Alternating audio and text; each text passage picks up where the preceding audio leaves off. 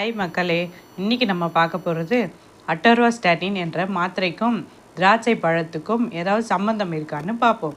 இந்த அட்டர்வாஸ்டாட்டின் மாத்திரையை யாரெல்லாம் எடுப்பாங்கன்னா, கொலஸ்ட்ரால் அதிகமாக இருக்கிறவங்க, இதய நோயாளிகள், அப்புறம் ஸ்ட்ரோக்னு சொல்லக்கூடிய பக்கவாத நோய்கள் உள்ளவங்க எடுப்பாங்க. அடுத்து CYP3A4 அப்படின்னா என்னென்னா, இது நம்ம குடலில் இருக்கிற ஒரு வகையான என்சைம், ஒரு நல்ல கெமிக்கல்னு கூட சொல்லலாம்.